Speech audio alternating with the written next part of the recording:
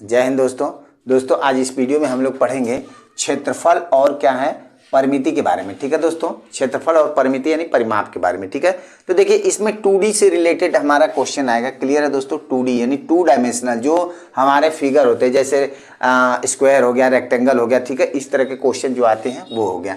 तो देखिए इससे पहले वाले में हमने स्क्वायर के बारे में बताया है, स्क्वायर के बारे में बता दिया है। स्क्वायर के बारे में, स्क्वायर पे किस तरह का क्वेश्चन पूछा जाता है और क्या होता है, कैसे एरिया है, क्या है, इसके ऊपर सारा कुछ मैंने बता दिया।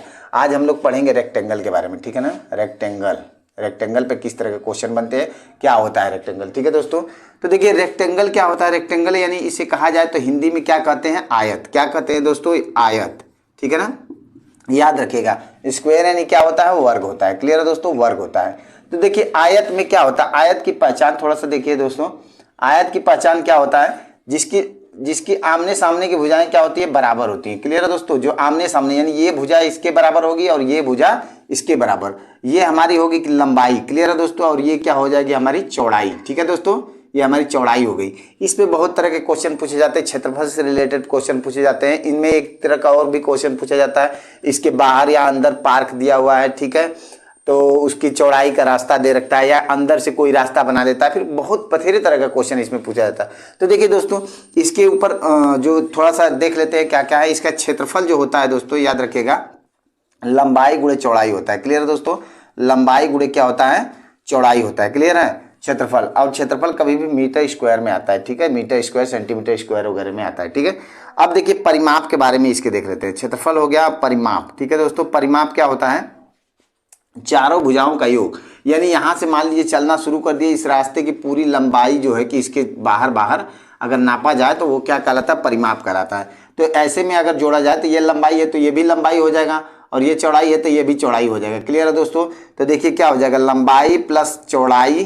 ठीक है दोस्तों, प्लस लंबाई अब प्लस चौड़ाई। ठीक है दोस्तों, तो यानी क्या हो जाएगा, दो बार चौड़ाई हो जाएगा, 2 बार लंबाई, यानी 2 कॉमन ले लिया जाए तो लंबाई प्लस क्या हो जाएगा, चौड़ाई। क्लियर है दोस्तों, ये हमारा फॉर्मूला बन जाएगा। ठीक है, तो थोड़ा सा फॉर्मूला आपको याद रखना पड़ेगा, बाकी कुछ नहीं है। अब इसके एक आता है विकर्ण। ठीक है दोस्तों, विकर्ण। विकर्ण क्या होता है, जो एक साइड से दूसरे साइड जाने वाली रेखा।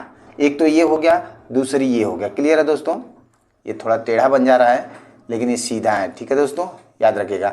अब इसकी पहचान क्या होती है, आमने सामने की भुजाएं बराबर होती है। प्रत्येक कोण कितना डिग्री का होता है, 90 डिग्री का। याद रखिएगा दोस्तों, समकोण पे होता है, ये भी होता है और ये भी होता है। क्लियर है। अब देखिए इसके विकर्ण के बारे में बात करते हैं। विकर्ण बोले तो इंग्लिश में क्या हो गया दोस्तों, डायगोनल। ठीक है, विकर्ण। देखिए विकर्ण क्या हो गया, अगर हम इसको थोड़ा सा मिटा दिए दें तो ठीक है, देखिएगा थोड़ा सा मिटा दें तो ये क्या बन गया हमारा, देखिए ये क्या बन गया दोस्तों, ये क्या बन गया, एक समकोण त्रिभुज बन गया, राइट एंगल ट्रायंगल बन गया। ठीक है, अब ऐसे में क्या होता है, ये हमारा कर्ण होता है। क्लियर है दोस्तों, ये कर्ण होता है, ये क्या होता है, लंब होता है। ठीक है ना, और ये क्या होता है, आधार हो जाता है। ऐसे में पाइथागोरस प्रमेय लगाएंगे तो देखिए विकर्ण का मान पता लग जाएगा। ठीक है ना, विकर्ण का मान पता लग जाएगा तो अंडर रूट में क्या हो जाएगा, लंबाई और चौड़ाई का क्या हो जाएगा, वर्ग हो जाएगा। ठीक है, तो लंबाई का वर्ग हो जाएगा अब प्लस क्या हो जाएगा, चौड़ाई का वर्ग हो जाएगा। क्लियर है दोस्तों, ये हमारा विकर्ण का फॉर्मूला बन गया। क्लियर है।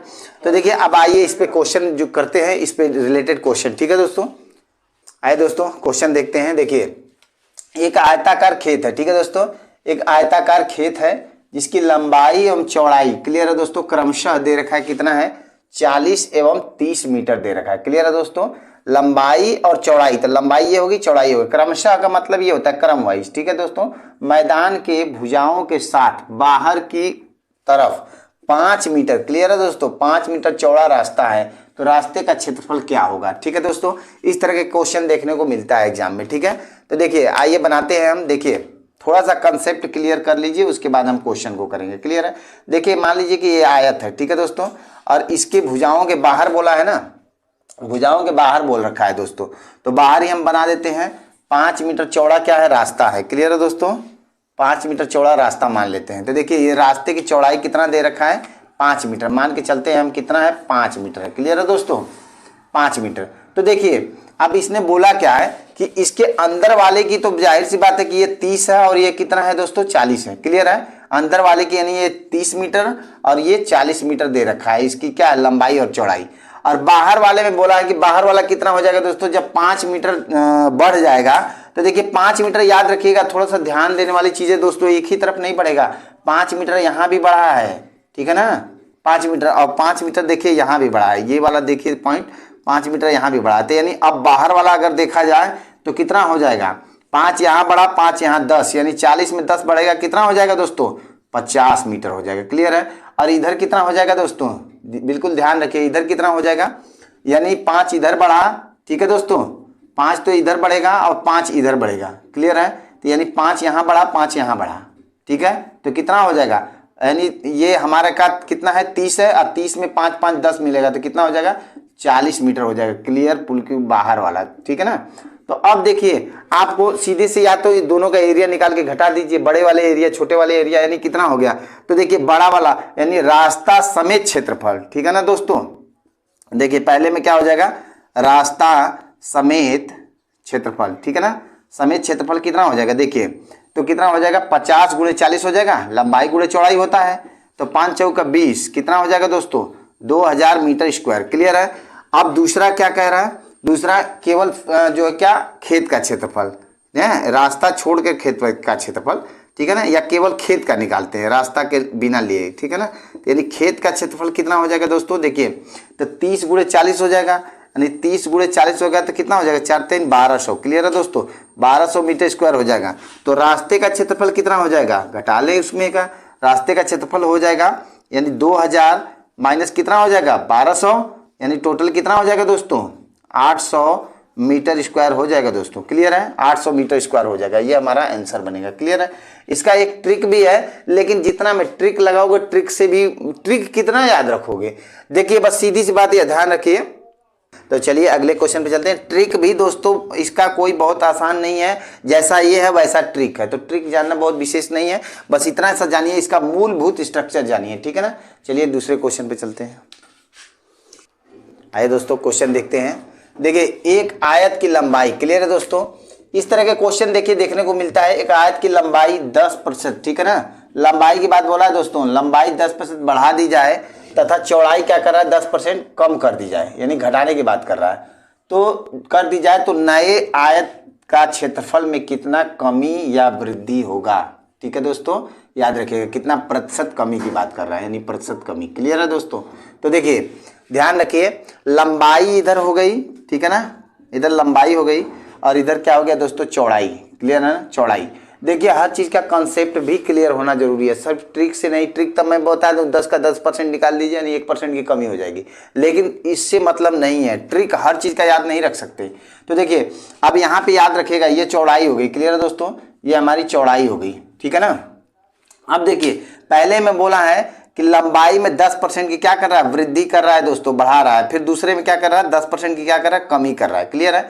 तो देखिए लंबाई में 10% क्या किया, वृद्धि किया, और चौड़ाई में 10% की क्या कर दिया है, यानी कमी कर दिया है। तो देखिए क्या हो जाएगा, यदि हम 10% का भिन्न वैल्यू निकालें तो कितना हो जाएगा 1/10। पहले 10 था। क्लियर है दोस्तों, एक, अब उसके बाद क्या हो गया, वृद्धि हो गई, तो कितना हो गया 10 से 11 हो गया। क्लियर है।